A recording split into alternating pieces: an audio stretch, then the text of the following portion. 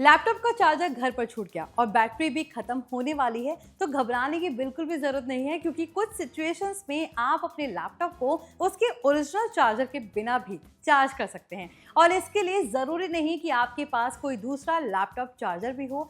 Power bank, USB phone charger, tablet charger या फिर कुछ कंपैटिबल गेमिंग डिवाइसेस का चार्जर भी आप यहाँ पर इस्तेमाल कर सकते हैं।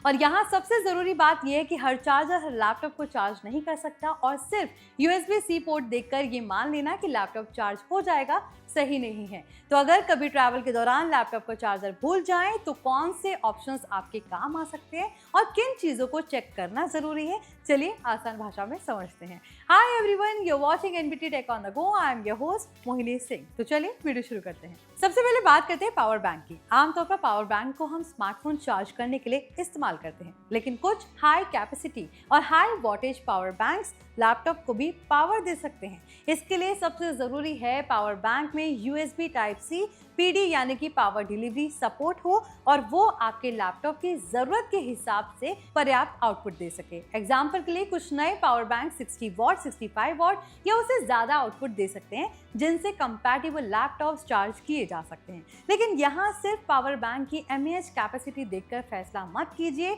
20,000 mAh लिखा होना इसका मतलब ये नहीं है कि वो लैपटॉप चार्ज कर देगा।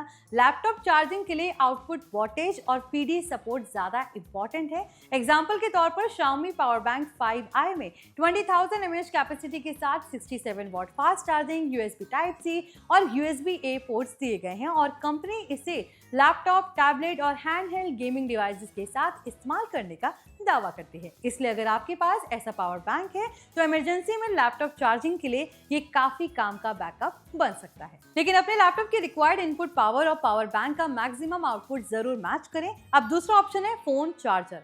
आजकल कई स्मार्टफोन्स 65 वॉट, 80 वॉट, 100 वॉट या इससे भी ज़्यादा फास्ट चार्जिंग सपोर्ट करते हैं और कई high voltage chargers USB-C PD technology पर काम करते हैं। ऐसे में अगर आपका लैपटॉप USB-C चार्जिंग सपोर्ट करता है तो कंपैटिबल फ़ोन चार्जर से भी लैपटॉप चार्ज किया जा सकता है। लेकिन यहाँ भी एक ज़रूरी कंडीशन है, लैपटॉप का यूज़ USB-C पोर्ट सिर्फ डेटा ट्रांसफर के लिए नहीं बल्कि पावर इनपुट के लिए भी सपोर्ट करना चाहिए। अगर USB-C पोर्ट चार्जिंग सपोर्ट नहीं करता तो सिर्फ USB-C केबल लगाने से लैपटॉप चार्ज नहीं होगा।